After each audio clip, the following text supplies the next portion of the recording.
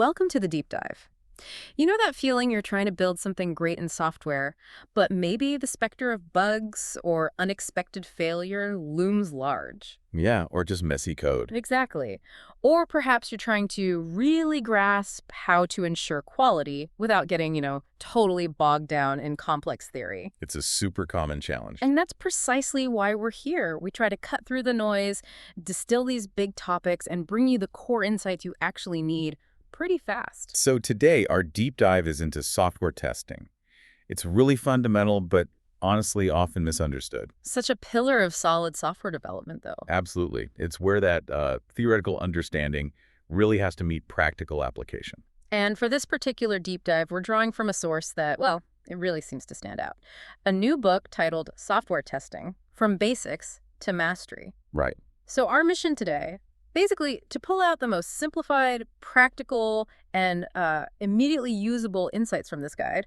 We want to show you how it seems to cut through a lot of the usual complexity. Making a pretty sophisticated subject feel accessible and, more importantly, actionable. Yeah, actionable is key, no matter, where you are in your journey, beginner or more experienced. So maybe let's start right at the beginning.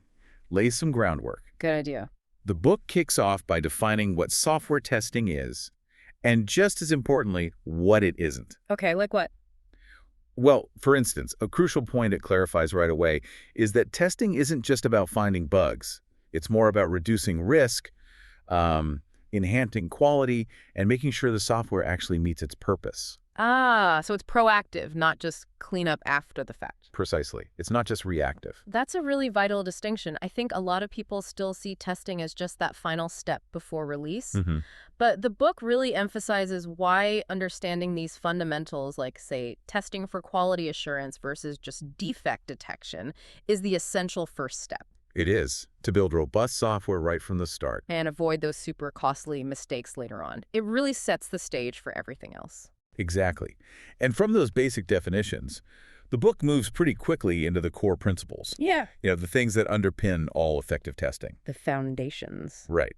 It introduces the 7 basic testing principles. And what's really great is how it illustrates each one with clear, sort of relatable examples. Can you give an example of one? Sure. For instance, one principle the book really hammers home is testing shows the presence of defects, not their absence. Yeah.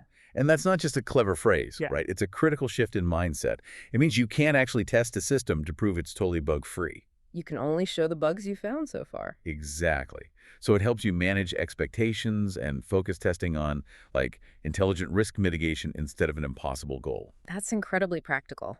Okay, so once you grasp these principles, the next logical step is figuring out how they fit into the bigger picture, the development landscape. The book apparently does a good job explaining key test processes, like the V model, the SDLC software development lifecycle, and the STLC, the software testing lifecycle, using real-world scenarios. It does. Could you maybe briefly explain what the V model is? Why is that relevant for our listeners? Sure. So the V model, it isn't just some theoretical diagram you see in textbooks. It's a lifecycle model that visually connects each development phase to a corresponding testing phase. Ah, so it pairs things up. Right.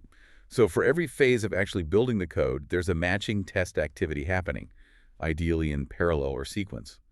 Requirements definition maps directly to acceptance testing, for example, and detailed design links over to system testing. This parallel approach helps ensure that quality isn't just an afterthought. It's built in. It's built into every stage, yeah. Making sure what gets developed actually meets those initial needs. That makes a lot of sense. Building quality in from the start, not bolting it on. Okay, so from those foundational models, the book then shifts, you said, into giving you a tangible toolkit for actual application. Yeah, exactly. It details how to prepare effective test plans and test scenarios. And I noticed, reading about it, that it provides ready-to-use templates. That sounds super helpful. It really is. It means you can actually jumpstart your own projects without, staring at a blank page wondering where to begin. Yeah, that blank page fear is real. Definitely. And it goes further, too. It gives a clear, concise beginner's guide for automation testing. Oh, nice. Along with insights into some of the leading tools available in the market right now, it breaks down what can seem like a really daunting leap, automation, into something more manageable. So if you're maybe looking to transition from purely manual testing or just optimize what you're already doing with automation? This section gives you actionable steps and concrete resources to get started. Okay, great. So you've got your plans, maybe you're looking at some tools. The next challenge then is integrating testing like seamlessly through the whole software development lifecycle. Right, it can't be siloed. The book apparently dives into the details of preparing a robust test environment and generating the right test data, Yeah. which, as many of us probably know, can be a huge hurdle Oh, itself. absolutely. Yeah. It's not just about writing the tests, it's having the right setup, the right conditions, the right data to actually run them effectively. Yeah, getting the right test data can be a real headache sometimes. It can. And beyond just the setup, the book deeply explores the mechanics of defect management and the whole bug life cycle. Okay. It clearly explains how issues are typically identified, logged, tracked, prioritized, Okay. all the way through to being resolved and Oh, a verified. whole workflow. Exactly. That Mm. process is crucial for, effective team collaboration and making sure bugs don't just keep popping back up. And does it offer tips on moving from manual to automation within that life cycle? Yes, it offers practical advice on that transition, highlighting which types of tests are often the best candidates for automation to get the most bang for your buck. Useful. Okay, so as you get deeper into the material, the book starts broadening your understanding, introducing more specialized test types and modern methodologies. It does. This includes a clear breakdown of things like performance, load, and stress tests, for example. Okay. Can you quickly clarify the difference between, say, a load test and a stress test? People sometimes mix those up. Yeah, they do. The book explains them pretty clearly. A performance test generally checks system speed and responsiveness under a specific kind of normal or expected workload. Okay, baseline. Right. A load test pushes the system with increasing user loads, maybe simulating peak traffic, to see how it behaves under heavy but still somewhat anticipated conditions, like Black Friday on an e-commerce site. Got it. High volume. A stress test, though, deliberately pushes the system beyond its normal limits. The goal is to find the breaking point. To see how and when it fails. Exactly. And assess its stability under really extreme, maybe unexpected conditions. It's about finding out how it breaks, not just if. That distinction is super helpful, and the book also touches on test management within Agile and Scrum. Yes, it discusses how testing fits into those iterative cycles, which is key for so many teams today. Yeah. And what really rounds it out, I think, are the practical examples of sector-specific testing. It pulls from industries like banking, e-commerce, payment systems, telecommunications. So you see how it applies in different contexts. Right. It broadens your understanding of just how diverse testing is and how it needs to adapt based on the project and the industry risks.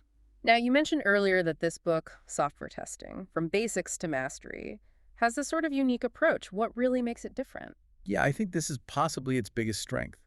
The source material really emphasizes its commitment to stripping away the unnecessary complexity, the jargon, the overly academic theory, all that extra detail you often find in, well, other testing resources. The stuff that makes your eyes glaze over. Pretty much. This is where it probably clicks for listeners who are looking for that immediate value. Right. The book's whole philosophy seems to be about delivering what you need to know in the simplest, clearest form possible, Okay. with really concise explanations for every topic. It feels like it respects your time by getting straight to the point. Translating complex ideas into something you can actually digest and use right away. Exactly. This practical, sort of no-fluff approach makes the material feel incredibly accessible. Whether you're a beginner, intermediate, or even an experienced pro, just needing a quick reference. Or a refresh. Or refresh, yeah. It seems designed to give you clarity without overwhelming you. Which is a difficult balance to strike, especially in tech topics. It really is. And, if we look beyond just the learning, the personal growth aspect, there's another really interesting layer to this resource. Oh, what's that? The book comes with a unique social responsibility initiative attached. Okay. For every single copy sold, a tree is planted.